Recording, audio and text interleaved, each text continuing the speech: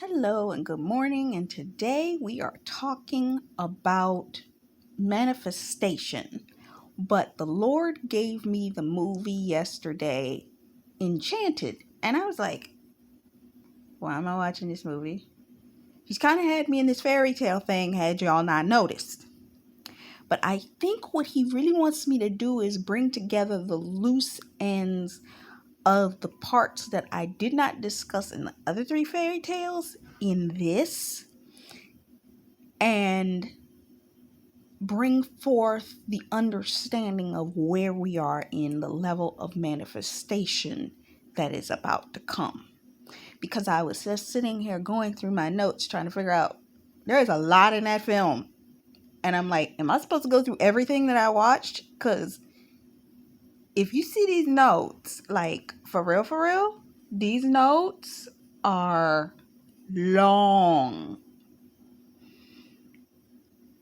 And there are details that are like, are they really necessary, or can I skim over that? Meaning, do I need to go in-depth detail about everything?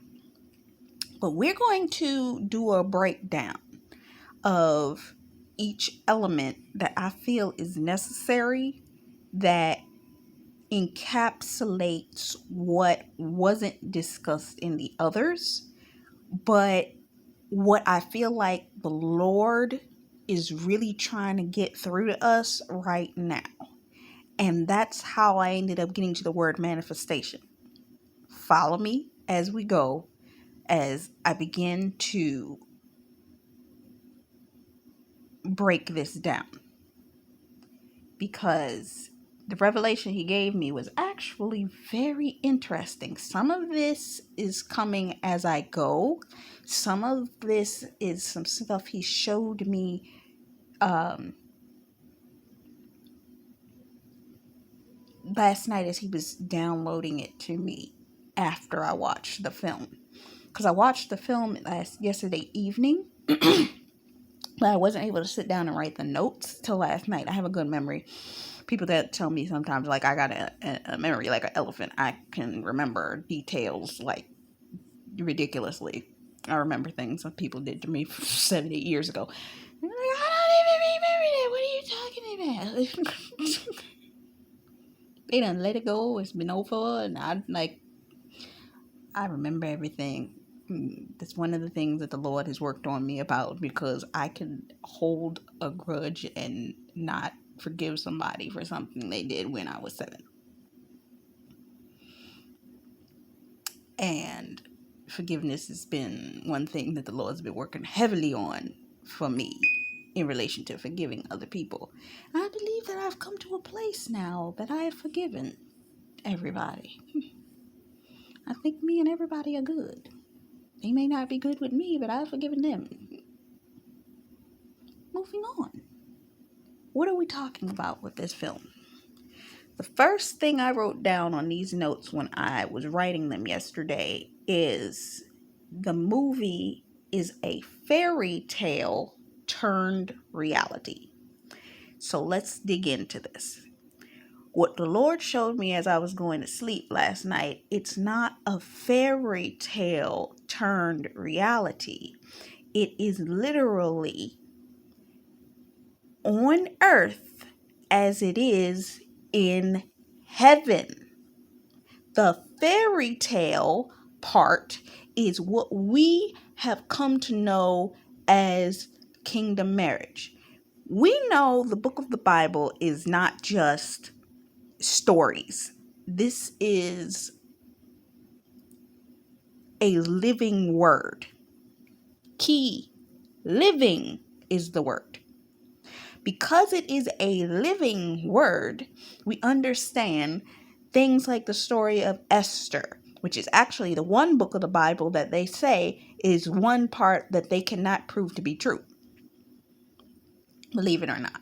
But everything else, like the book of Ruth, truth. There's truth in that.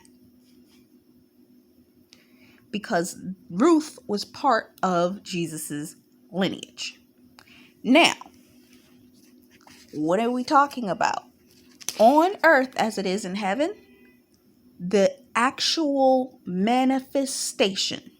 We are in a season right now where we are literally seeing the king in the field.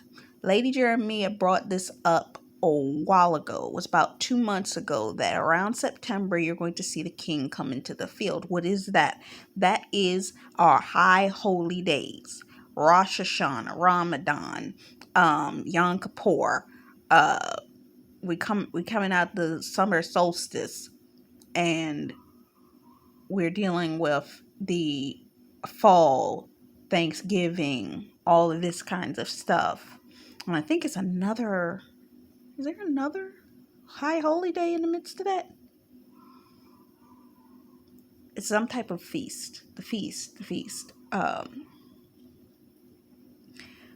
But with all of these things coming into manifestation, this film depicts what everything that we have been praying for. It's like, how do I say this? We have been standing for kingdom marriages, right? And our kingdom marriages, if you look at the structure of what kingdom marriage is, it has a very royal, very princess-like, very thing that looks fairy tale fantastic about it, because people get caught up on the wedding, not the marriage. The wedding, yes, that has the whimsy and the dresses and the suits and all of this.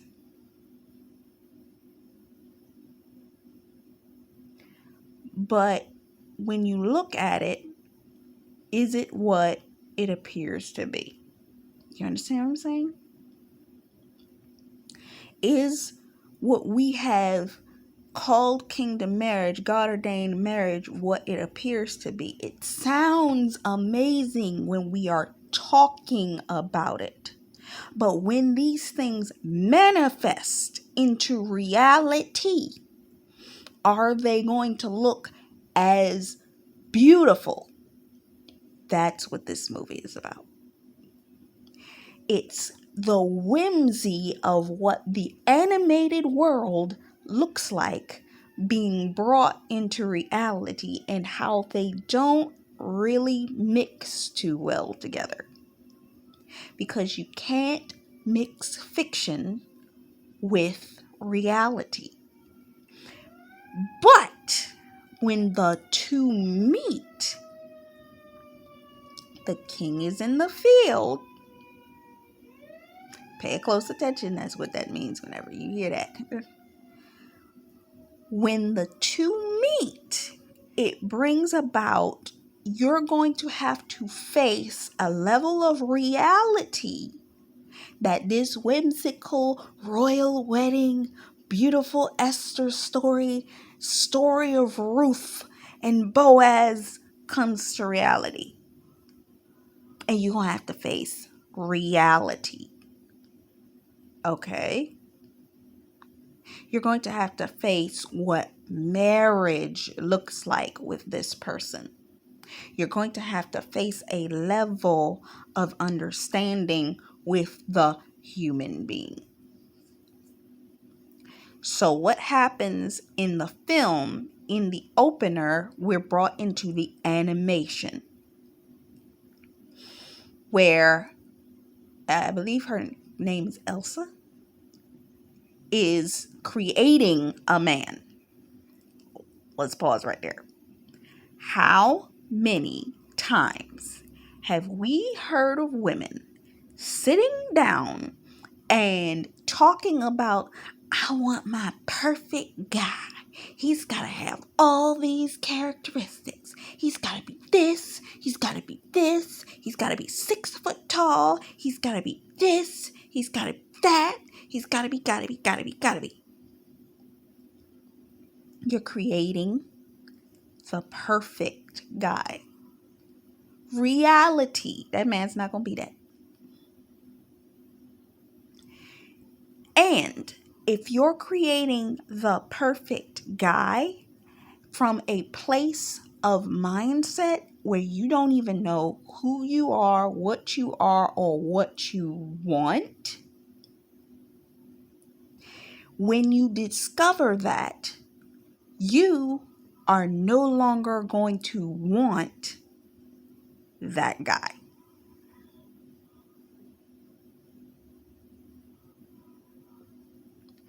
Because of the fact that you are not the same person. I'm going to open up, while I got these notes out, the Bible. Is it already open? It'd be so wonderful if it was. It is not. Da, da, da.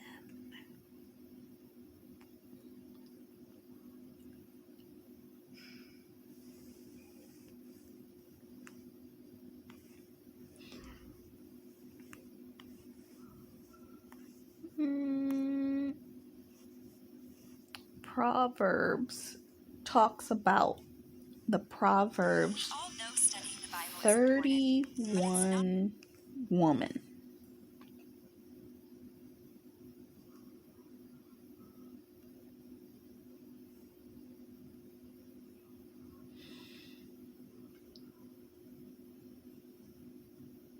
Proverbs 31 talks about, I believe it's Solomon's mother giving him advice on the type of woman in which he should be with. Interestingly enough, this film is about a queen who is dead set on not allowing her son to marry someone because of the fact that if he marries, that means that she no longer is queen. I'm going to take a veer off right here, because that's the first thing we learn in the film.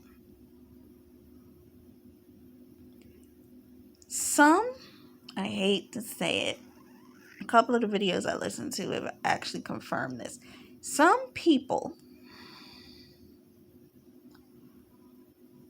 the people in your ordained spouse's family, they ain't gonna like you. They're not gonna like you at all. And the maternal figure is not going to like you because the fact that you're taking something very precious away from her. The queenship is being taken away. Why? Because the mother to the son is viewed as his everything. But when he marries, all his focus and all his attention goes to the wife. So it's going to be, depending on the type of relationship you have, it's going to take away the attention from her. Some of the Jezebelic people you've been spiritually fighting against, it's not always the girlfriend. It may be the sister. It may be the mother. Because you're taking that person. Let's say the mother always viewed her son as like her best friend, but she almost had this weird relationship with her son like he was her man, because of the fact that they've been rolling together for so many years, or the fact that he's been such a well provider for the family for years and she has her finger on him. She has the ability to kind of finesse him, but he's gotten to a point that she can no longer hold him in place where she thought she could, because he's ready to move on. A man leaves his father and mother's house and goes and cleaves until his wife. It doesn't say that he splits that responsibility between himself, his mother, and his wife. prophetic poetry did a word many months back, and it's funny that word's been popping up on my feed recently, that he's coming to you anyway. In the film, he knew that the lackey was following him, but he knew that he needed to find this woman. But there's a twist to this, and I'm going to explain. That he hears her singing, much like parallel to Sleeping Beauty. He's out in the woods, he hears her sing, he goes to where she is. It almost happens too quickly. It was like, okay, that took 7 minutes for them to fall in love and him to ride off on the horse with her. There are things that have become obstacles. There are things that have tried to run ahead of you meeting who it is that you're meant to be with. But did they come to block you from being with who you were meant to be with, or to block you from being with the ideal of what you think you should be with? Oh, that was revelation. It just came right in. Whoop!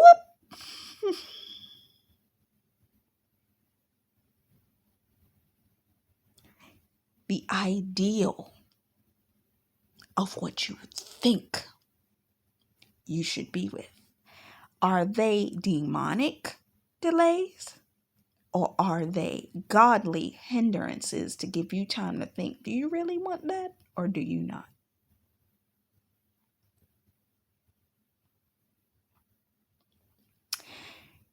Think about the women, and some of y'all might have been that woman, that there was that guy in your life. He was the everything. You couldn't think nor see yourself without this guy. This is the guy. He's my guy. There is no.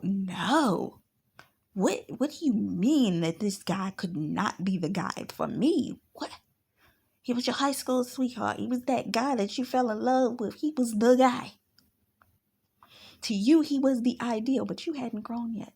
You hadn't become what the Lord was going to turn you into. He hadn't dealt with you. He hadn't talked to you about being that Proverbs 31 woman yet. You didn't know who she was. So because you didn't know who she was, when in this movie, Elsa's Edward was dropped into her lap, or she fell into his horse, and she's trying to go off and marry him, it comes to a degree that she's like, let me go and let me marry, and all of the animals and everybody supporting, and she makes the new dress and everything is amazing. Da, da, da, da.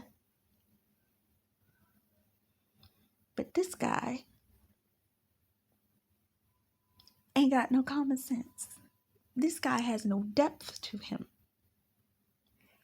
When we are younger, when we don't know who we are, we don't have no depth. Sorry to step on some of these women's feet. But when we don't know who we are, we don't understand who we are, we don't know where we're going, we don't know what it is that we desire. I remember being and coming out of high school with the guy that I was with at the time, and I literally met him at the end of high school. Had I walked out of high school without him, I don't think I would have ended up going through as much as I went through for the next 7 years. But I took him with me because I was in love. But he was not for where the Lord was trying to take me, because I saw my life one-dimensionally. I had my life planned out for one dimension of one characteristic of one talent that I carried. I had not discovered myself. I had not discovered all the things I was talented in, and I had not multiplied them yet. I had not become what I was going to be. And because of that, holding on to this particular person that looked like they were everything that I wanted wasn't it. Because this person had no depth. Some of y'all women be holding on to men and you keep dating the same man that has no depth because of the fact that you holding on with dear life for a list of who the perfect man is for you, and you haven't discovered who you are. I repeated this before in another word. Boris Kojo did an interview many years ago, and he stated, it was a perfect statement, I've never forgotten it. You have a list of the perfect man that you want, but are you becoming the woman for that man? Because what ends up happening 9 times out of 10 is the woman that you end up becoming to fit your characteristics of the man in which you desire actually causes you to no longer want that man. You want someone deeper. You want somebody that's more intellectual. You want somebody more mature.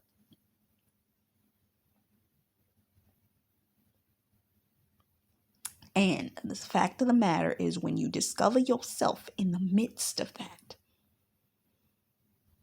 the elements of yourself that are the Proverbs 31 woman, the man that you're supposed to be with may have similar characteristics, the very man that is the one that you wanted. But guess what? You got to stretch to get to him. He ain't going to just wife you off the rip. So her ideal for what's perfect. Oh my God, this is the perfect man.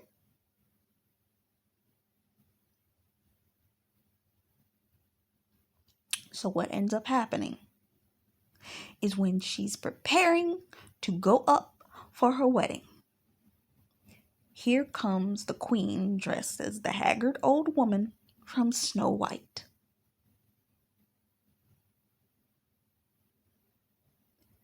This brings in the Snow White element. What was Snow White's queen trying to do? The exact same thing. She was trying to destroy her because she was the fairest one. She was the beautiful one. I have to take her out so I will be the fairest one. But she had an ugly heart. And because in this state of self, she could not see through the ugliness in this woman, she was pushed directly into the hole that dropped her down the waterfall, that took her into the other reality, where she went from animated to manifested, just like that. What is in heaven comes down to earth. We are waiting with bated breath for the manifestation of the things of God to come fall into the earth. Manifestation time is here. And she manifested from being spirit being to all human. 100% reality. We are praying for relationships. We are praying for marriages, homes, return of inheritances, which sounds so good on paper. It sounds good on the paper, don't it? What's going to happen when it manifests and hits reality? Huh? What's going to happen when it hits reality and it's no longer paper? It's reality. The man that you've been praying for, prophesying, all this stuff. What happens when he's standing in front of you now? God has shown you this is your husband. You've been dreaming of him. All of this has been coming to you in the dream. Now he's in front of you. And you got to put all that knowledge in which you learned in the spirit realm to test. Because he's here now. Now what? That house you begged for. Because it looked fairy tale-ish in as you were receiving the restoration word. Yes, Jesus, I want my new house. Yes, Jesus, I want my new house. I receive it. I believe it. Let it be so. Yes, geez, give me the money. Give me the money. You telling me I'm going to have this amount. 5,000, 10,000, 100,000. You hearing it? Oh, but wait. There's a stewardship that comes with that money once you get it. But wait. There's a level that you can't waste this time. There's also a level of the fact that if you're getting married, you're sharing that manifested money with your spouse, which means where you would have spent the money in a specific way, you now have to go to the table and sit with your spouse and agree upon where that money goes. Oh, you see all of these mothers and they're pregnant and they're having babies, and look at the babies, they look so cute. What happens when now you have to go through that 9 months? When you have to go through the nausea and you have to go through your body acting all kinds of ways. You have to go through the sick to your stomach. You have to go through the your bowels acting up. You have to go through the food cravings. You have to go through the emotional mood swings and the emotions where sometimes you ain't even gonna want to be around your spouse because it's like you are uncomfortable. You just plainly uncomfortable. And you don't, and your entire mood is off because of the fact that you are upset right now because you feel like an overbloated windbag that has balls in your stomach, that every time those balls move, they actually hit your stomach and make you nauseated. Or the fact that, oh wait, I gotta push this out. I remember an old story that was it my aunt that said this? I think it was my aunt. She said years ago before she got pregnant with her first child. It was her aunt or her friend. And she said, oh, that when they first discovered, intercourse and then got pregnant, they didn't know what it was like to have a baby.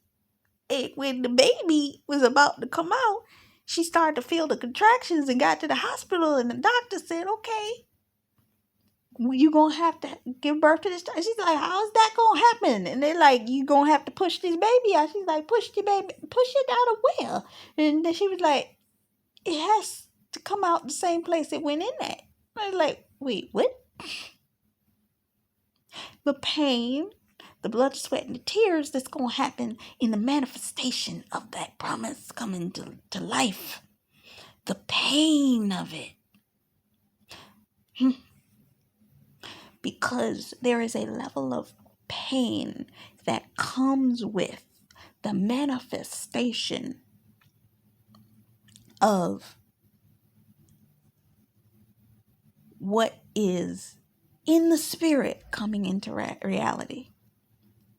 Because what happened is when she came to earth and she came out the other side, she had to face a level of reality that she wasn't used to. As we are coming into the time of manifestation, the king is in the field, and the fact that things are coming to pass, you're going to have to face a level of reality in the manifestation of these prayers that you have prayed for, award for, all of these things. You got to let go of expectations because it's not going to look like what you thought it was. And you're going to have to release that and let it go. Because some of you are sitting here thinking that these relationships are going to be whimsical love stories, that it's going to be perfection, and it's not. There's going to be levels of reality hitting your soft spots. Because as you are dealing with another person,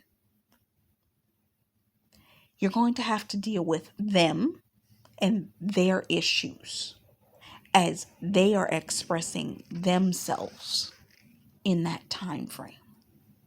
And you're going to have to align yourself with this other person, meaning you're going to see false flags, you're going to see red flags, you're going to see things that are going to make you feel uncomfortable, and you're going to have to still walk through it. Stand still and see the manifestation of God. You're going to have to stand in the midst of it, reflect upon it, and walk in it in a way in which you were not prepared to do so. Because the Lord has prepared you to the only degree that He can by not giving you the manifestation of it. But now you're coming into the reality of it. Get ready, because it's not going to feel as good as you thought. Okay? Because what has to happen is reality is going to meet the whimsy of this kingdom marriage word, and you're going to see the part that you didn't like. You're going to see the parts that were uncomfortable. You're going to see the parts manifest that you didn't think nor did you want to see. And it's going to come to pass. And when it does, you're going to have to be mature, grown up little women and men. And you're going to have to walk through the uncomfortable parts. Does that mean that you're not going to see beautiful parts? No, you are. But in the manifestation, it's going to look kind of ugly. It's going to look kind of twisted. And you can't lose yourself in the fact of reality meeting the provisional expectation that you thought you were going to walk into. Okay? Now, I can't stay on this part long, so that was the introduction to part 1. We're going into our next part, okay? Until next time, much love, faith, peace, and blessings. Bye-bye.